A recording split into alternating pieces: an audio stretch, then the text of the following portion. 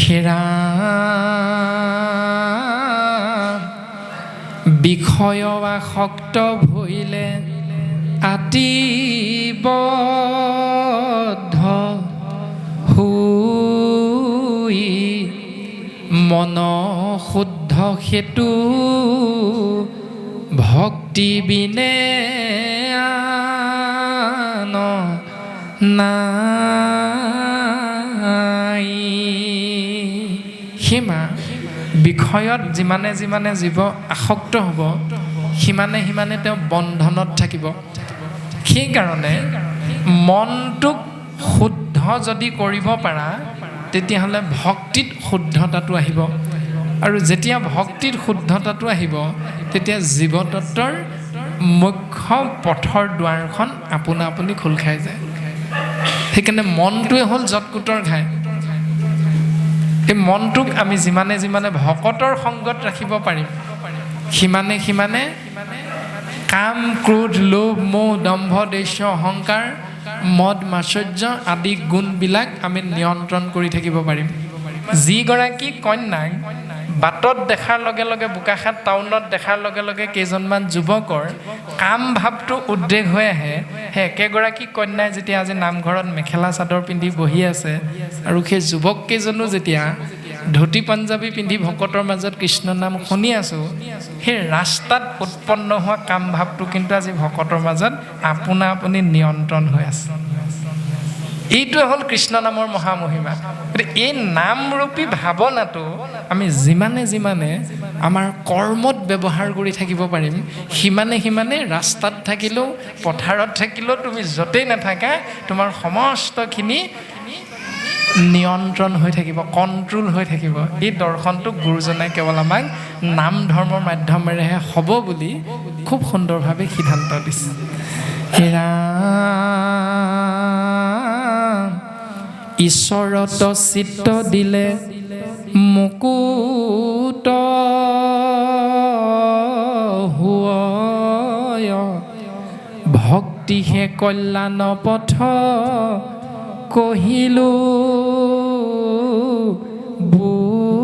বুজাই। ভক্তিয়ে যিহেতু জীৱৰ মংগলৰ পথ আৰু সেই ভক্তিৰ কেন্দ্ৰবিন্দু হ'ল কেৱল কৃষ্ণস্তু ভগৱান স্বয়ং। সেইকাৰণে গুৰুজনাই খুব সুন্দৰভাৱে আমাক উপদেশ দিছে যে সেই সুধীবৃন্দ তোমালোকে শুনা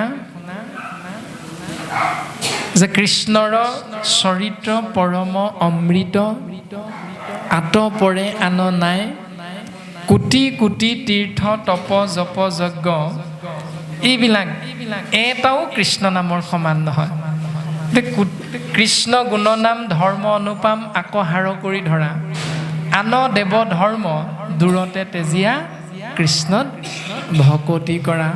হেন তত্ত্ব জানি চিন্তা চক্ৰপাণী অনাদৰি আন কাম কৃষ্ণৰ কিংকৰে ৰচিলা শংকৰে ডাকি বোলা ৰাম ৰাম। যে এই তত্ত্বটোক প্ৰত্যেক মুহূৰ্ততে আমি আশ্ৰয় কৰি জীৱনটো আগবঢ়াই নিব লাগে, যিটো ভাগৱত ধৰ্ম হিচাপে গুৰুজনাই প্ৰকাশ কৰিছে।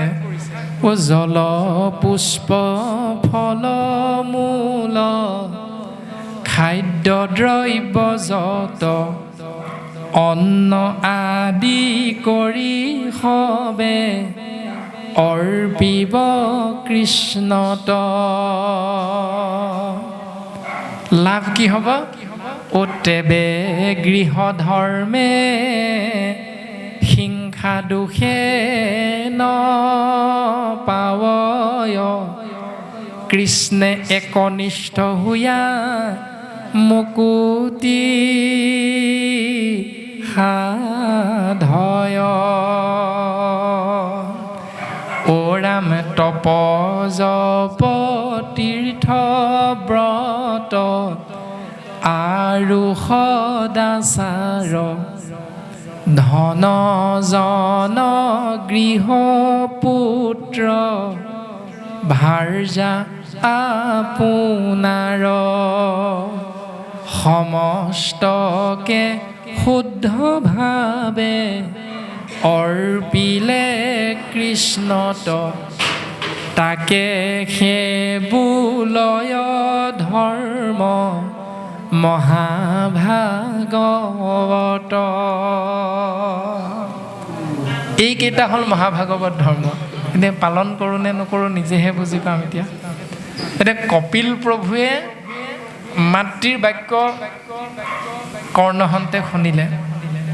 কি বুলি ক'লে মাতৃয়ে? যে হে মোৰ পুত্ৰ,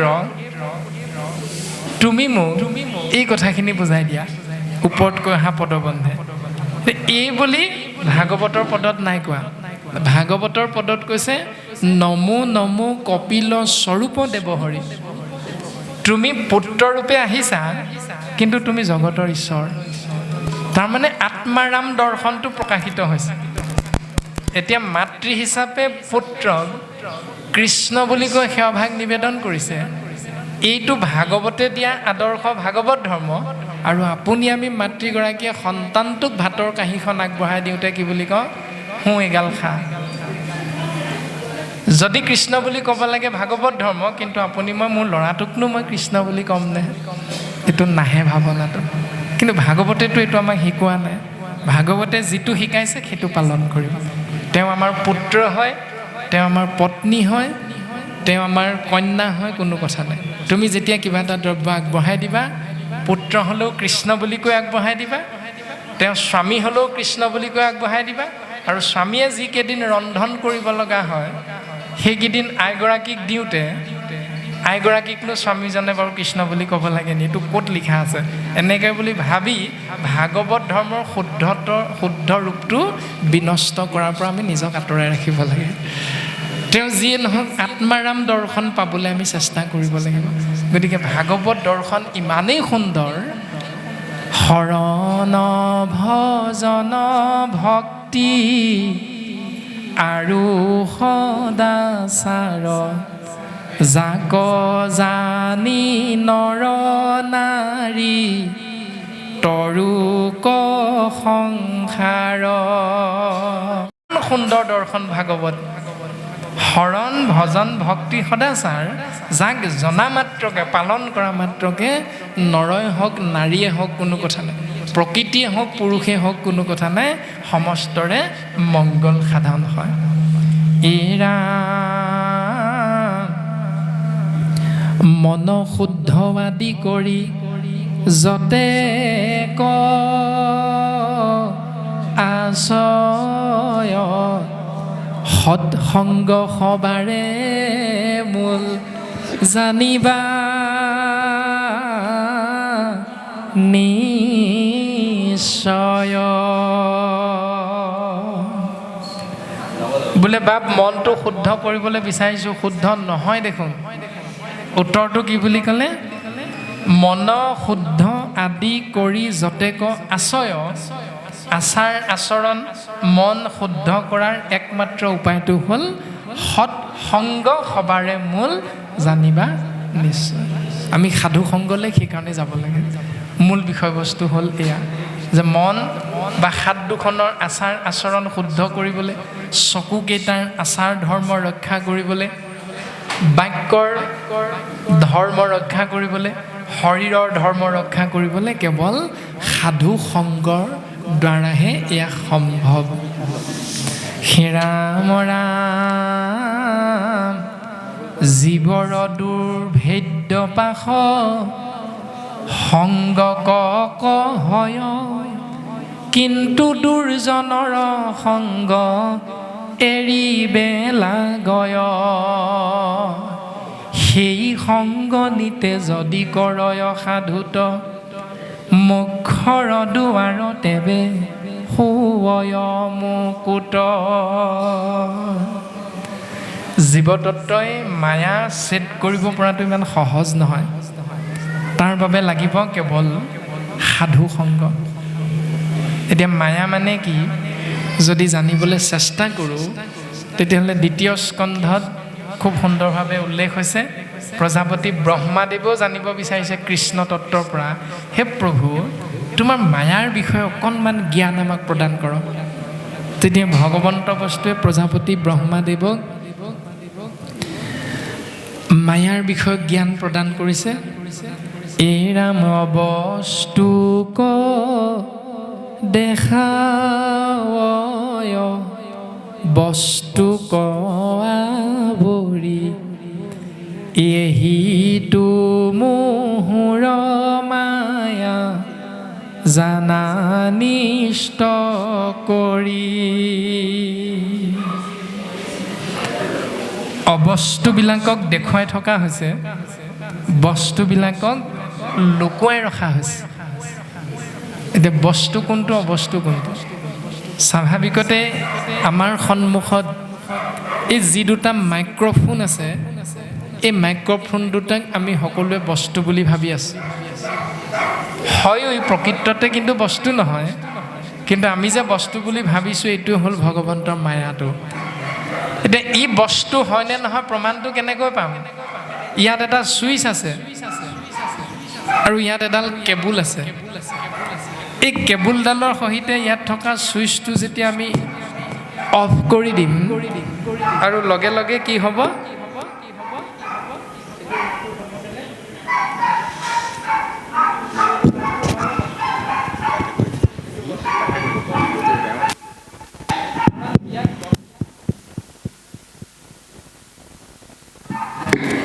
কৃষ্ণ ইয়াক এটা বস্তুৰ ৰূপ প্ৰদান কৰা হৈছে কোনটোৱে এই কেবুলডালৰ ভিতৰেদি আহি থকা কাৰেণ্ট তাৰ নামহে হ'ল বস্তু কিন্তু কাৰেণ্টটো আমি কোনো চকুৰে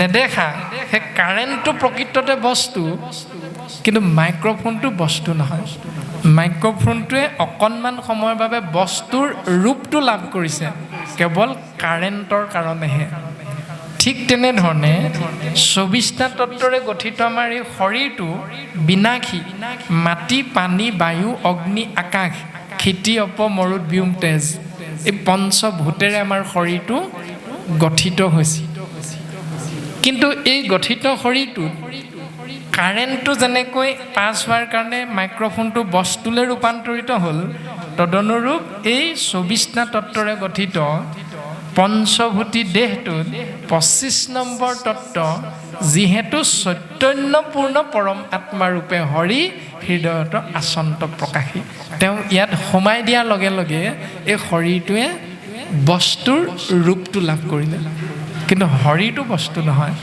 এই বস্তু আৰু অবস্তুৰ মাজত পাৰ্থক্যটো বুজি পোৱাটোৱে হ'ল ভক্তি তত্ত্ব দৰ্শন আৰু বুজি নোপোৱাটোৱে হ'ল ভগৱন্তৰ মায়াটো আৰু সেইকাৰণে শৰীৰটোৰ লগত দুটা বিশেষ শব্দ যোগ হৈ থাকে সেই শব্দ দুটা হ'ল মই দ্বিতীয় শব্দটো হ'ল মোৰ ল'ৰা মোৰ ছোৱালী মোৰ মাটি মোৰ বাৰী মোৰ গাড়ী মোৰ ধন মোৰ সম্পত্তি মই খুৱাইছোঁ মই পিন্ধাইছোঁ এই দুটা শব্দ কিন্তু মাধৱ গুৰুজনাই কৈছে মূৰ সম পাপী লোক নাহিকে ই তিনি লোক মোৰ সমান পাপী মানুহ স্বৰ্গ মৰ্ত্য পাতাল এই তিনি লোকত এজনো নাই ময়ে চূড়ান্ত গতিকে মই শব্দটো ব্যৱহাৰ কৰিছে পাপী অধম বুলিহে ব্যৱহাৰ কৰিছে মূৰ সম মই দুৰাচাৰ কেৱলে তোমাৰ অপৰাধী নাৰায়ণ হে প্ৰভু তুমি যেতিয়াই শৰীৰটো এৰিবা তেতিয়া মোৰ কোনো কাম নাই তুমি যিমানে যিমানে মোৰ কাষত থাকিবা মই সিমানে এই সংসাৰত মংগলমূলক ব্যৱস্থাৰ মাজত থাকিব পাৰিম গতিকে মই আৰু মোৰটোৱে হ'ল মায়া তত্ত্ব পঞ্চভূতি দেহ কেহে মায়া বুলি কয় তৰণ উপায় গুৰু সেৱাকে কয় এতিয়া মায়াৰ পৰা পৰিত্ৰাণ পোৱাৰ উপায়টো হ'ল গুৰু সেৱা গুৰু সেৱা পুৱা গধূলি কৰিছোঁ নে নাই কৰা নিজেহে বুজি পাম এতিয়া গুৰু সেৱাও ঠিকেই কৰিছোঁ কি বুলি কিমতে ভকতি কৰিব তোমাতো হৰিয়ে মই মূঢ়মতি নাজানো তাৰ উপায় ৰাম ৰাম হে প্ৰভু মই তোমাক কেনেকৈ ভক্তি কৰিব লাগে নাজানো হয় প্ৰকৃততেও নাজানো আমি কেতিয়া প্ৰমাণটো দিলোঁ যেতিয়া গুৰুগৃহৰ পৰা ওলাই আহি আইগৰাকীক চিঞৰিলোঁ বোলে হেৰা শুনিছানে তিনিবাৰমান চিঞৰাত আইগৰাকী ৰান্ধনী ঘৰৰ পৰা পাছফালৰ পৰা লাহেকৈ চাদৰৰ আগটোৰে হাতখন মচি মচি ওলাই আহিছে বোলে কি হ'লনো আজি ইমান চিঞৰিছে অঁ মোৰহে কি হ'ল আজি অঁ তো আকৌ আনকালে ইমান নিচিঞৰে আজি কি হ'ল ইমান চিঞৰিছে বোলে মাছ বেপাৰীজনে বেলটো দি আছে পদূলি মুখত শুনা নাই কেতিয়া শুনিলোঁ বোলে গুৰু সেৱা কৰি থাকোঁতে সেইকাৰণে কোৱা হৈছে কিমতে ভকতি কৰিব তোমাতো হৰিয়ে মই মোৰ সমতি নাজানো তাৰ উপায় প্ৰভু কেনেকৈ তোমাক সেৱা কৰিব লাগে তাকো নাজানো উত্তৰটো আমি নিজেই দি আছোঁ গতিকে ভক্তি দৰ্শন ইমান সহজো নহয় কিন্তু ইমান দুৰ্লভো নহয় ইমান দুৰ্ভেদ্যও নহয় যে তাক আমি ভেদ কৰিব নোৱাৰিম যিধৰণে অজামিলে কনিষ্ঠ পুত্ৰৰ নাম নাৰায়ণ ৰাখিছিল ভাগৱত ধৰ্ম অনুসৰি আমি বুজিব লাগিব তেনেধৰণে আৰু তাৰ পাছত এই ভক্তিক শাস্ত্ৰই কৈছে অজ্ঞান বশত ভক্তি অজ্ঞান বশত ভক্তি অজামিলে আশ্ৰয় কৰি থকাৰ বাবে তেওঁ মায়াৰ পৰা পৰিত্ৰাণ পাব পাৰিছিল দুৰাচাৰী হৈও অধৰ্মী হৈও তেওঁ এই সংসাৰৰ পৰা পৰম গতি লাভ কৰিব পাৰিছিল মাধৱ গুৰুজনাই কৈছে জ্ঞানে বা অজ্ঞানে মাধৱৰ নাম ফুৰে যিটোজনে সোঁৱৰি টাংক মূৰ বুলি হাতে চক্ৰ ধৰি ৰাখিয়া ফুৰন্ত হৰি তুমি কৃষ্ণ বুলি জানিয়ে কোৱা নজনাকৈ কোৱা কোনো কথা নাই নামে নামৰ কাম কৰিবই নামে নামৰ কাম কৰিবই গতিকে ভক্তি কেৱল কৃষ্ণ কেন্দ্ৰিক আৰু এদিন নজনা কথাটো সাধু সংগত তুমি অনায়াসে বুজিব পাৰিবা জানিব পাৰিবা সেইকাৰণে সাধু সংগৰ দৰ্শনটো শাস্ত্ৰসন্মত আৰু আমিওতো প্ৰমাণ দিওঁৱে বোলে বাপ আপোনাৰ ল'ৰাটো এনেকুৱা হ'ব নালাগিছিল কিয় হ'ল নক'বা আৰু গোটেই সংগ দুখ গাঁওখনত দেখিছেই নহয় পৰিৱেশ এটা নাই ভাল গোটেই ইফালৰ পৰা সিফালে ঘূৰি ফুৰা আৰু পনীয়া গিলাচটোৰ মাজত ডুবি থকা মাধৱ পুৰুষে যশোদা মাতৃক কৈছে বৰগীতৰ মাজেৰে বোলে কিনো তপশাইলি হে যশোৱা আই জগতৰে পতি হৰি পুত্ৰ ৰূপে পায় এতিয়া আপুনি মই আমাৰ মাতৃসকলক কি বুলি ক'ব লাগিব যে হেৰ' শইকীয়ানীয়াই কিনো তপস্যা কৰিলি মদাহী পুত্ৰ পায় এতিয়া আমাৰ দৰ্শনটো সমাজত সেইটো আৰু মাধৱ পুৰুষে যশোদাক সেৱা নিবেদন কৰিছে প্ৰশ্ন কৰিছে যে তুমি কি তপস্যা কৰিছিলা যাৰ বাবে সৃষ্টি স্থিতি প্ৰলয়ৰ গৰাকী সৰ্বশক্তিমান ঈশতত্ব আহি তোমাৰ গৃহত আশ্ৰয় কৰিবলৈ বাধ্য হৈ গ'ল কিন্তু সেইগৰাকী যশোৱাও কৃষ্ণৰ মায়াত পৰিছিল মোৰ ল'ৰা মই বান্ধিম দুৱাঙুলে জোৰা নমৰিছিল সেই দুৱাঙুল হ'ল মই বান্ধিম মোৰ ল'ৰা এতিয়া সেই মই আৰু মোৰ ভাৱনাটো গুৰুজনাই কৈছে হেহি সংগ নিতে যদি কৰয় সাধুত মুখৰ দুৱাৰ দেৱে হুয় মুকুত সেই সংগটো যদি দুৰ্জনৰ বিপৰীতে সাধু সংগলৈ যোৱা তেতিয়া বাক্যটো কি ওলাব বোলে মই আপোনাসৱৰ আজ্ঞা শিৰোগত কৰি আগবাঢ়িছোঁ বুলি নোলায় আৰু মুখত কি বুলি ওলাব প্ৰভু সমস্ত আমি আপোনাসৱৰ আজ্ঞা শিৰোগত কৰি দায়িত্ব পালনৰ বাবে আগবাঢ়িছোঁ তেতিয়া মই শব্দটোৰ বিপৰীতে আমি হৈ যায় আমি মানে এই ২৪টা তত্ত্বৰে গঠিত শৰীৰটোত একাদশ ইন্দ্ৰিয় সহিতে কৰা কৰ্মখিনিক গুৰুজনাই আমি বুলি কৈছে আমিতো মায়া নহয় কিন্তু মই আৰু মোৰতো মায়া গতিকে আমি আপোনাসৱৰ আজ্ঞা শিৰোগত কৰি দায়িত্ব পালনৰ বাবে আগবাঢ়িব বিচৰা হৈছে এই যে শব্দৰ পৰিৱৰ্তন ভাৱৰ পৰিৱৰ্তন চিন্তাৰ পৰিৱৰ্তন হয় কেৱল সাধুৰ সংগত আৰু তেতিয়াই এটি জীৱতত্বৰ মুখ্যৰ দুৱাৰখন খোল খাই যায় মুকলি হৈ যায় হয় কৰোণা চিত্ত সুহৃদ সবাৰ যে সকলোৰে প্ৰতি সুহৃদ স্বৰূপ ভাৱনাটোৰ দ্বাৰা আঁকোৱালি লোৱা আৰু সকলোকে মৰম স্নেহ ভাতৃত্ববোধৰ বান্ধোনেৰে বান্ধ খুৱাই ৰাখিব পৰা গুণ যিজনৰ লগত থাকিব তেওঁৱে হ'ল সাধু কিন্তু এই সুহৃদ বুলি ভাবিব যে লাগিব তাৰ কাৰণটো কি জানানে মা তাৰ কাৰণটো হ'ল শাস্ত্ৰ অনুবৰ্তী শত্ৰু নাহি উৎপন্ন সখিল গুণেহে মাত্ৰ তাৰাৰ ভূষণ শাস্ত্ৰই কৈছে এই সংসাৰত কোনো কাৰো শত্ৰু নহয়, কোনো কাৰো বন্ধু নহয়, কোনো কাৰো পিতৃও নহয়, কোনো কাৰো মাতৃও নহয়, কোনো কাৰো পুত্ৰও নহয়। সকলো আমি একেজন ঈশ্বৰৰ সন্তান। এই গুণটো আশ্ৰয় কৰি যিজনে সমস্তকে এক ঈশ্বৰময় দৰ্শনেৰে সেৱা আগবঢ়াব, সেই গুণটোৰ নাম হ'ল সুশীল গুণ। মাত্ৰ তাৰাৰ ভূষণ, ভূষণ মানে সাজ সজ্জা। যিজনৰ লগত এই গুণটো সদা সৰ্বদা দেখিবা মা, তেওঁৱে হ'ল সাধু। আৰু তেনেকুৱা সাধুৰ সংগ যদি পোৱা, তেতিয়াহ'লে জানিবা তোমাৰ জীৱন ধন্য। ওৰাম মুহূৰ্ত একান্ত ভাবে ভকতি কৰন্ত,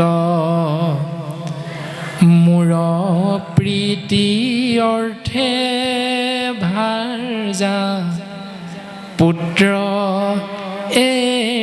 এৰিবন্ত।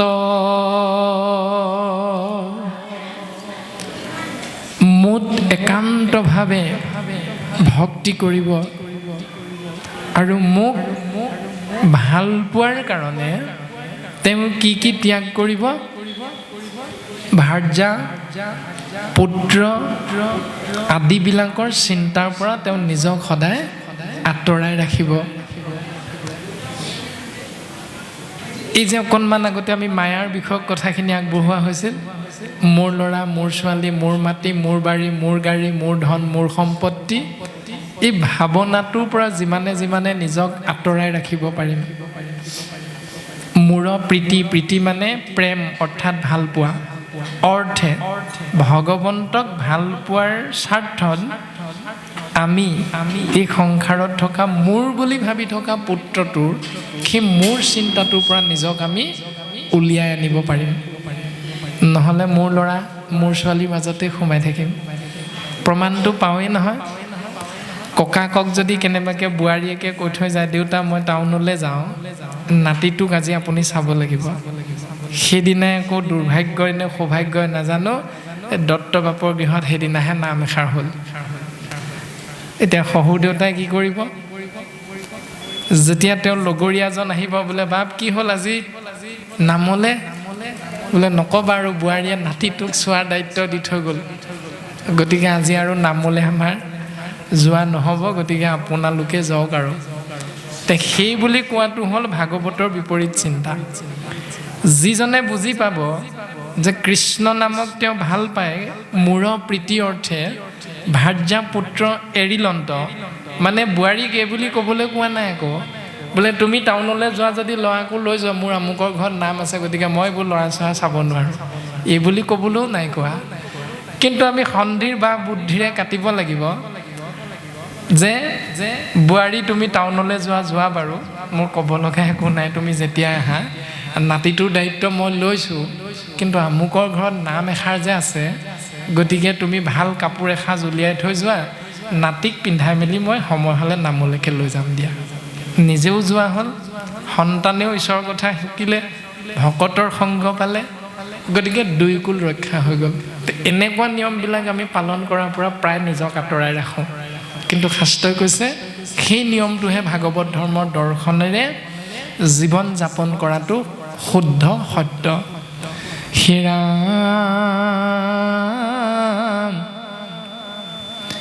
মোৰ সুমংগল কথা কহন্ত শুনন্ত, মুত মন দিয়া সবে তাপয়ে ৰাৱন্ত। মোৰ সুমংগলযুক্ত কথা কোৱাৰ যদি দায়িত্ব পায় তেতিয়াহ'লে ক'ব, আৰু শুনাৰ যদি দায়িত্ব পৰে শুনি থাকিব। আৰু মুঠ যেতিয়াই তেনেধৰণে শ্ৰৱণ কীৰ্তন কোৱা আৰু শুনা ভক্তিৰ মাধ্যমেৰে মনটো অৰ্পণ কৰি দিব পাৰে, তেতিয়াই আধি দৈবিক আধি ভৌতিক আৰু আধ্যাত্মিক এই তিনি তাপৰ পৰা জীৱতত্ব অনায়াসে পৰিত্ৰাণ পাব পাৰে।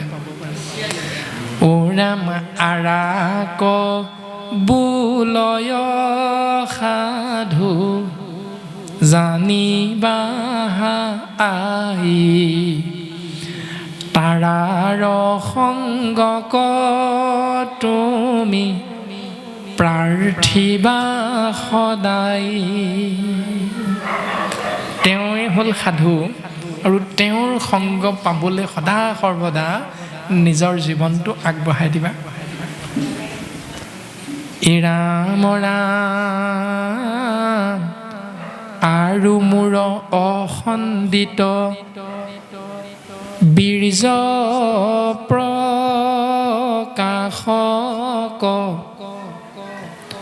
কৰ্ণৰ মনৰ সদা আনন্দ কাৰক।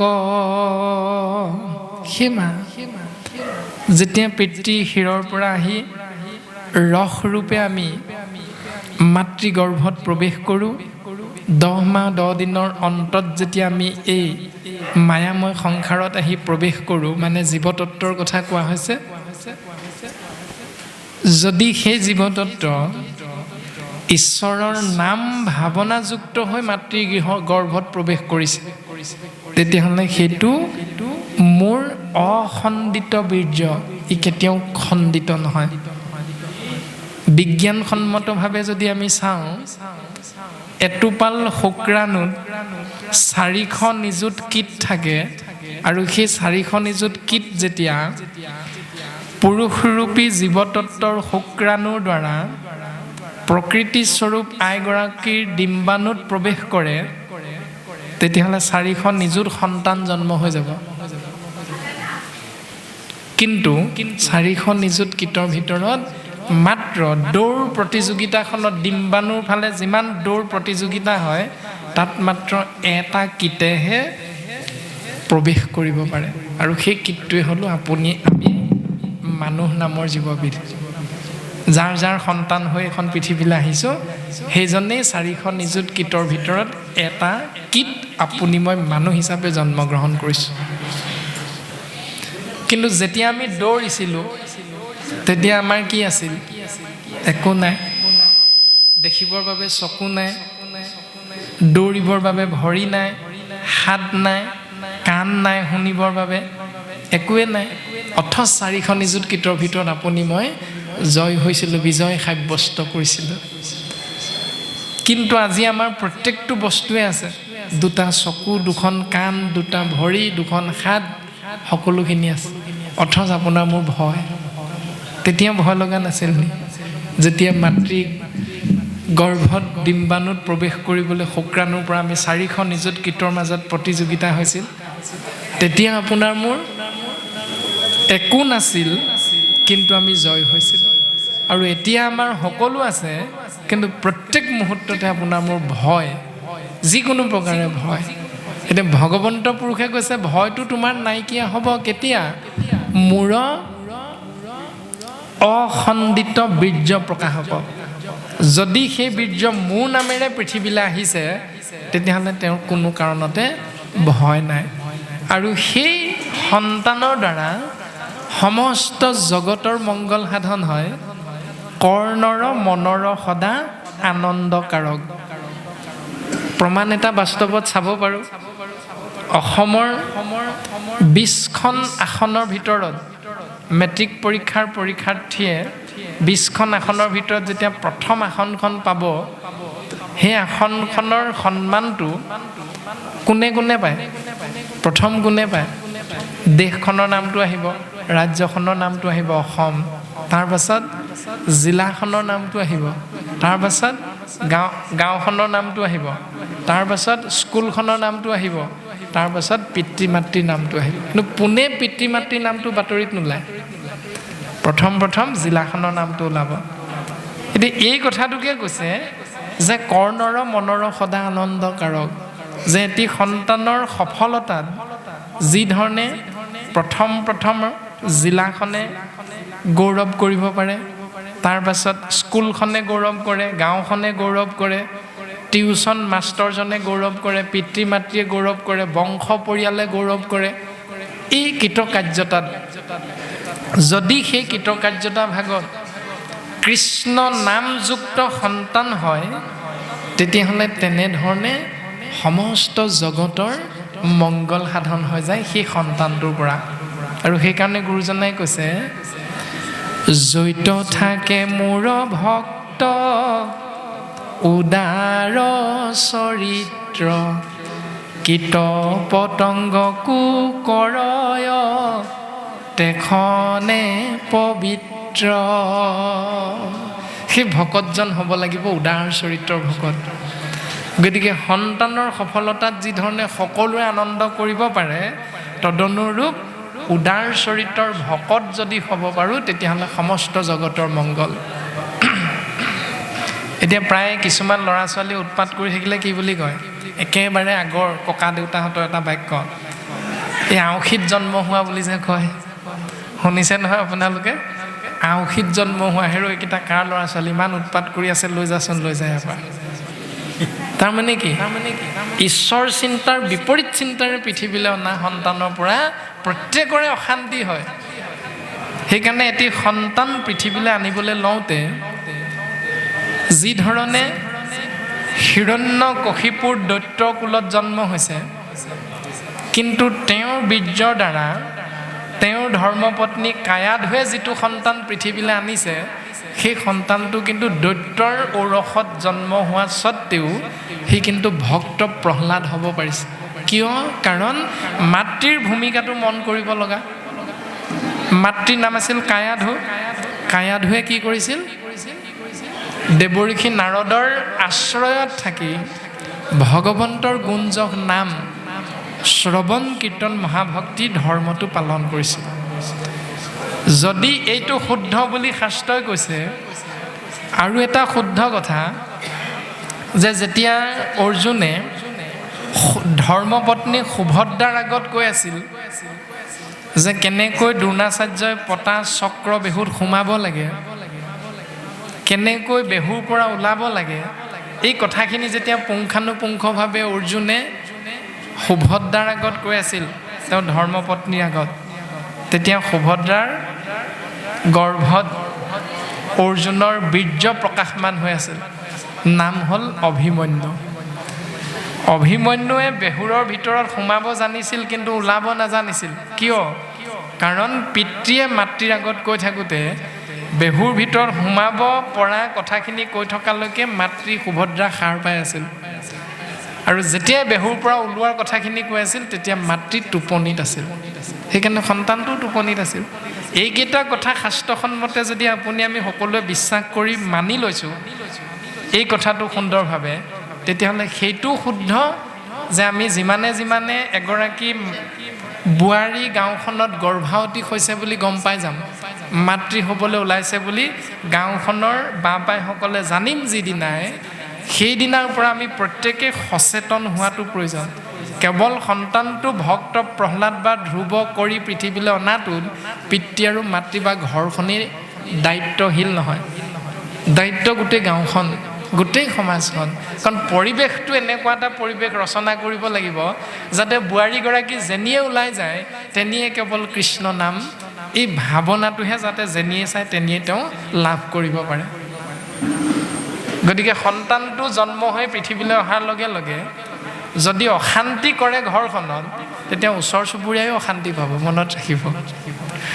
যেতিয়া ৰাতি 11 বজাত দুপেগমান গলাধকৰণ কৰি গাঁৱৰ মাজেদি নক'বলগীয়া কথাখিনি গাই গাই আহিব ৰাতি 11 বজাত, হকে বিহকে সকলোকে যেতিয়া গালি পাৰি আহিব, তেতিয়া আপুনি মই পিতৃ মাতৃক দুখী লাভ নাই, তাৰ বাবে জগৰীয়া আমি প্ৰত্যেকজন গাঁৱৰ মানুহেই। গতিকে নাৰদৰ আশ্ৰয়ত যেনেকৈ কায়াধুৱে কৃষ্ণ কথা শুনি পিতৃ নথকাৰ পাছতো, পিতৃয়েতো ব্ৰহ্মাক আৰাধনা কৰিবলৈ গুচিয়ে গ'ল, একেবাৰে উই সাফলো ধৰিলেগৈ তেওঁ, এতিয়া পিতৃ নথকা স্বত্তেও নাৰদৰ আশ্ৰয়ত কৃষ্ণ কথা শুনি সন্তানক ভাগৱত কৰিব পাৰিছে।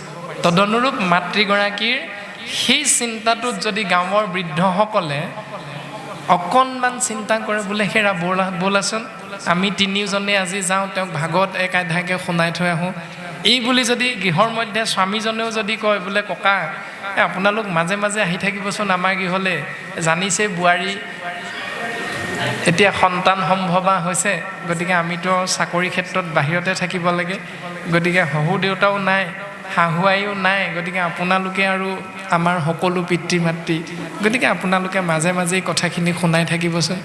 এই বুলি স্বামীজনেও যদি গাঁৱৰ ভকতসকলক কথাটো অৱগত কৰে, তেতিয়াহ'লে ভকতসকলেও গৈ সেই নিয়মটো যদি সুন্দৰভাৱে পালন কৰে, তেতিয়াহ'লে নিশ্চিত ৰূপত সেই সন্তান ভাগৱতে কোৱাৰ দৰে আৰু মূৰ অখণ্ডিত বীৰ্য প্ৰকাশক কৰ্ণৰ মনৰ সদা আনন্দকাৰক, সেই সন্তানটোৰ বাবে গাঁওখনৰ মংগল হৈ যায়, সেই সন্তানটোৰ বাবে জগতৰ মংগল হৈ যাব। গতিকে আমি সেই নীতি নিয়মখিনি পালন কৰিবলৈ চেষ্টা কৰিব লাগে। হেৰা হেন কথা উপজয় সাধুৰ সংগত, তাক যাৰা সাধু সংগে শুনয় সতত। এতিয়া এই কথাখিনি ক'ৰ পৰা জানিম? কেৱল সাধু সংগতহে লাভ হ'ব। সেইকাৰণে সাধু সংগই হ'ল শ্ৰেষ্ঠ সংগ এটি জীৱৰ মংগলৰ বাবে।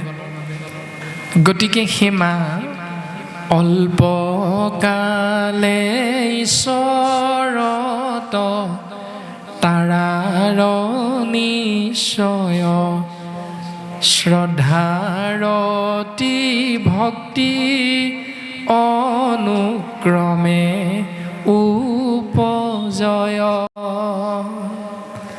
অল্পকালে অৰ্থাৎ কম সময়ৰ ভিতৰতে সেই জীৱতত্বই ঈশ্বৰ পুৰুষৰ কৃপা লাভ কৰিব পাৰে। ৰতি প্ৰীতি ভক্তি এনেধৰণে আপোনা আপুনি জাগৃত হৈ হৈ গৈ থাকে। এৰা ভক্তি ভৈলে পুৰুষৰ বৈৰাগ্য জন্ময়, তেবে হি দেহে জীৱে মুকুতি পাৱয়। হেন শুনি দেৱসূতি আচন্ত সম্প্ৰতি, এহি বিষয়ত কোন উচিত ভকতি। তাতে মোৰ ভাগ্য ভক্তি বুজিবাক চাওঁ, যেন অনায়াসে তজু স্বৰূপক পাওঁ।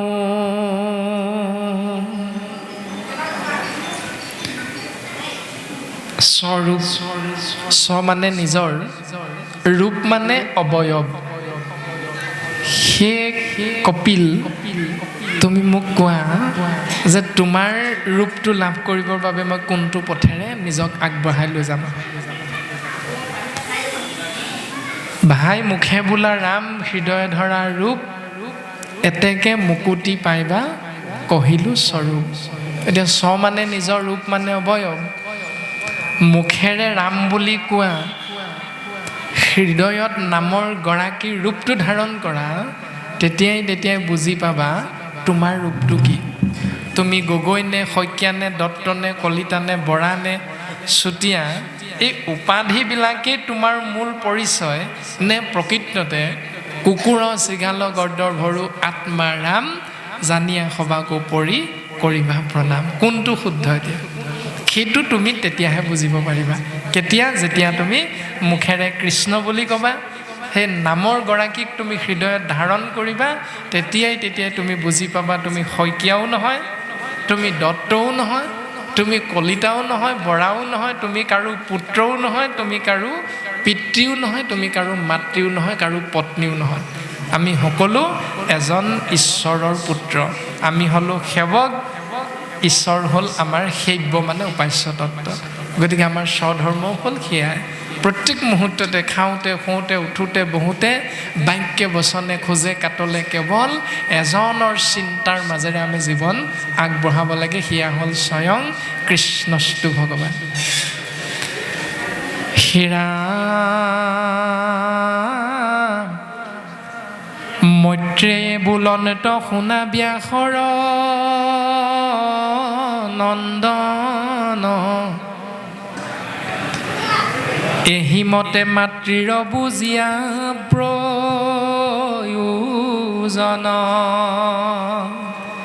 মৈত্ৰেয় ঋষিয়ে কৈছে, হেৰা বিদুৰ তুমি শুনাচোন, এনেকৈ যেতিয়া মাতৃ দেৱহূতিৰ মনৰ চিন্তা প্ৰশ্নৰূপত কপিল প্ৰভুৰ চৰণত অৰ্পণ কৰিলে, আৰু এই কথাখিনি যেতিয়াই কপিল প্ৰভুৱে জানিব পাৰিলে, ও কপিল ঈশ্বৰ মনে আনন্দিত ভৈলা, সাংখ্য ভক্তি যুগ মতে কহিবা কলৈলা।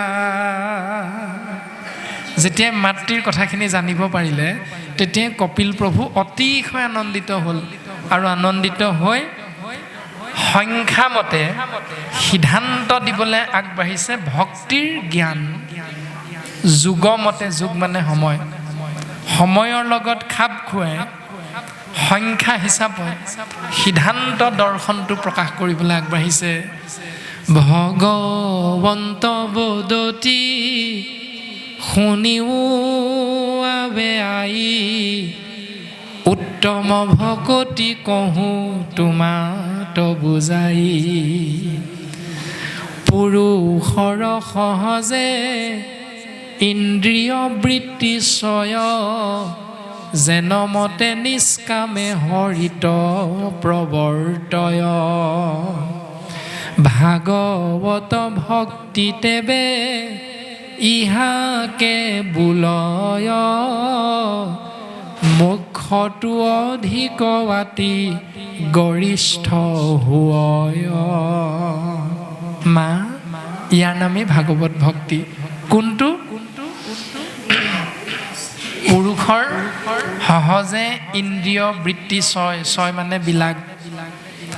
এটি পুৰুষ মানে জীৱ, জীৱতত্বই 24টা তত্বৰে গঠিত শৰীৰটোত অৱগাহন কৰি 11টা ইন্দ্ৰিয়ৰ দ্বাৰা কৰা আচৰণবিলাক প্ৰকৃততে যদি নিষ্কাম হয়, তেতিয়াহ'লে তাৰ নামেই হ'ল ভাগৱত ভক্তি।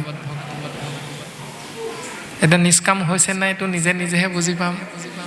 নিষ্কাম ভক্তিটোৰ দৰ্শন মাধৱ গুৰুজনে নামঘোষা শাস্ত্ৰৰ মাজেৰে কৈছে।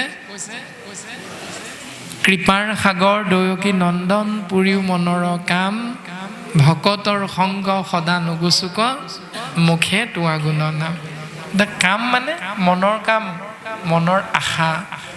এতিয়া আশা থকা মানে সকামেই হয়, কিন্তু এই ঘোষা জোকাই প্ৰকাশ কৰা মনৰ ভাৱনাটো কিন্তু সকাম নহয়। কেলে সকাম নহয়? কাৰণ যোগ হ'ব বিচাৰিছে দুটা, সেই দুটা হ'ল ভকতৰ সংগ, ভকত মানে ভগৱান, মুখে তোৱা গুণৰ নাম, নাম মানে ভগৱান। সেইকাৰণে নাম আৰু ভকত ৰূপী ভগৱন্ত বিষয়ক চিন্তাটোহে মনেৰে আশ্ৰয় কৰিব বিচৰাৰ বাবে এইটো হ'ল নিষ্কাম সেৱা।